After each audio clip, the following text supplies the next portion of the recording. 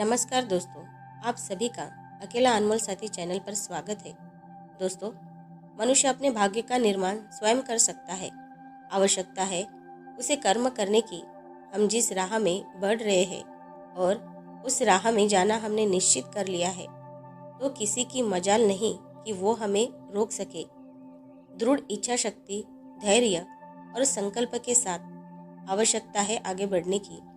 हमें कलेक्टर बनना है, डॉक्टर बनना है, अच्छे पद प्राप्त करना है, लेकिन कलेक्टर बनने के लिए, डॉक्टर बनने के लिए कर्म करना पड़ेगा। कर्म है पढ़ना पड़ेगा, ज्ञान का अर्जन करना पड़ेगा। केवल भाग्य के सहारे नहीं बैठना है। कर्म के द्वारा भाग्य बदला जा सकता है। आवश्यकता है सही दिशा में कर्म करने की। हम जैसा कर्म करेंगे उसका फल भी हमें वैसा ही प्राप्त होगा। कर्म के द्वारा भाग्य का निर्माण किया जा सकता है और कर्म मनुष्य के हाथ में है, भाग्य मनुष्य के हाथ में नहीं है, लेकिन कर्म मनुष्य के हाथ में है। अच्छे कर्मों के द्वारा, सही दिशा में सकारात्मक कर्म के द्वारा भाग्य बनाया जा सकता है। अपने भाग्य का स्वयं निर्माण किया जा सकता है। दोस्तों, अपनी गलतियों को छिपाने का सबसे बड़ा साधन भाग्य है। कर्म हम नहीं करेंगे, दोष हम भाग्य को देंगे।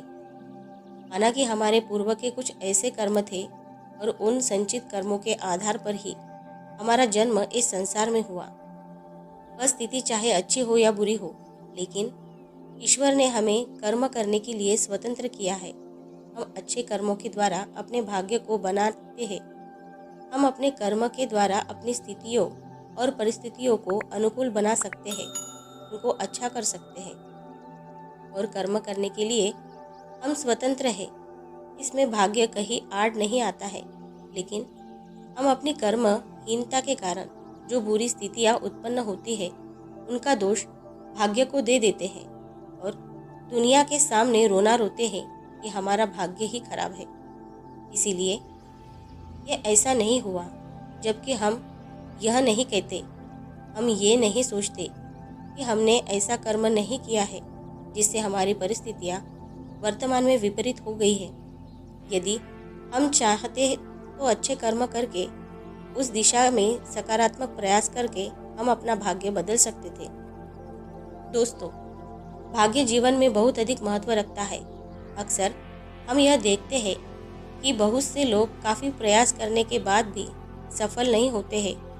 एक मजदूर जो सारा दिन मेहनत करता है, लेकिन इसके बाद भी उसको 2 टाइम की रोटी अच्छी तरह से नसीब नहीं होती है, जबकि वह बहुत ही कर्म करता है, उसे दुनिया का सबसे धनी व्यक्ति होना चाहिए।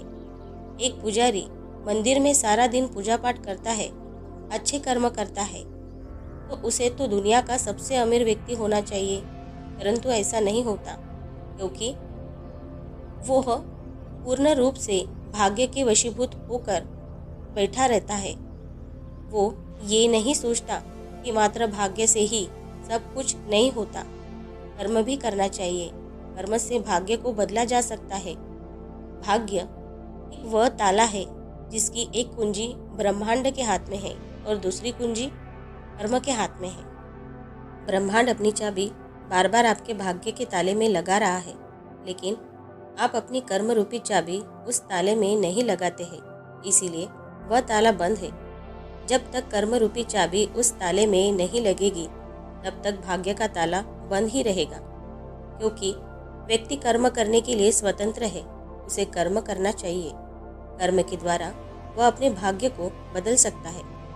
वह अपने संचित किए गए कर्मों के आधार पर जो भी फल भोग रहा है, वर्तमान में कर्म करके उन कर्म बंधनों से मुक्ति को प्राप्त कर सकता है।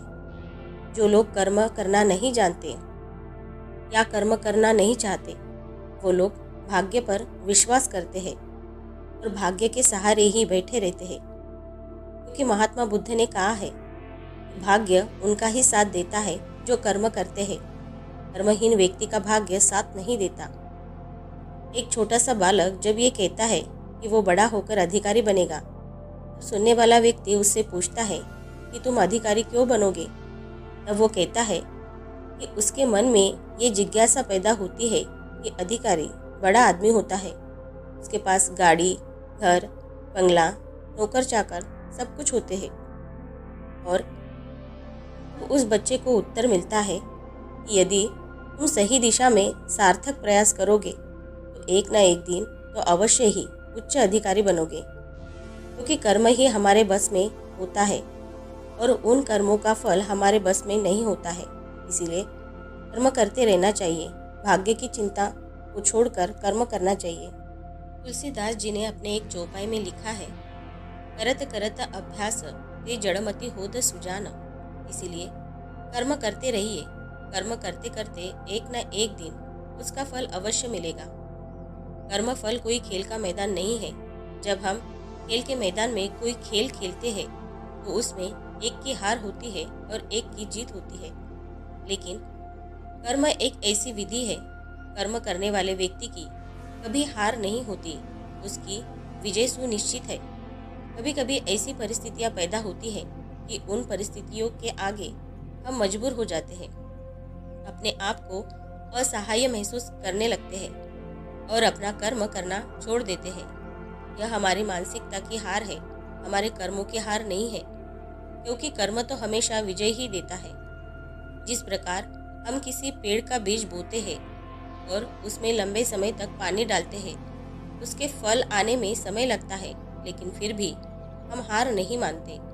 हम कर्म करते रहते हैं, पानी डालते रहते हैं, फिर एक दिन उससे फल प्राप्त हो जाता है। उस पेड़ के बीज को बोलना हमारा संकल्प है और उसमें पानी डालना, उसको सींचना हमारा कर्म है और उस पेड़ से फल को प्राप्त कर लेना हमारा कर्म फल है। भाग्य का कोई रूप नहीं होता, उसका कोई आकार नहीं होता, उसको कोई देख नहीं सकता और ना ही हम अपनी इंद्रियों के द्वारा उसको अनुभव कर सकते हैं। हमारे जीवन की आज की व्यवस्था कल के कर्मों का फल है और हमारा कल आज के कर्मों का फल है, यही सत्य है। इसीलिए भाग्य के सहारे न बैठकर कर्म करना चाहिए। कर्म के द्वारा हम अपने भाग्य को बना सकते हैं। दोस्तों, मनुष्य का भाग्य उसके कर्मों के आधार पर होता है। कर्म के द्वारा भाग्य बनता है और बिगड़ता भी है, और कर्म करने के लिए मनुष्य स्वतंत्र है। कर्म मनुष्य के हाथ में होता है। आप जिस भी ईश्वर को मानते हैं तो आप उस पर विश्वास रखिए और निरंतर कर्म करते रहिए। कर्म के द्वारा भाग्य बनता है और आप अपने कर्म से अपना भाग्य बदल सकते हैं। दोस्तों, आज की यह शिक्षाप्रद बातें आपको पसंद आई होगी तो नीचे कमेंट बॉक्स में कमेंट करके हमें ज़रूर बताएं और उसके साथ ही इस कहानी को अपने दोस्तों के साथ शेयर करना न भूलें। साथ ही हमारे अकेला अनमोल साथी चैनल को सब्सक्राइब ज़रूर से कर लें और ऐसे ही मोटिवेटेड वीडियो को देखने के लिए हमारे साथ जुड़े रहें। और हाँ, अपना ख्याल ज़रूर रखें। मिलते हैं नेक्स्ट वीडियो में। धन्यवाद।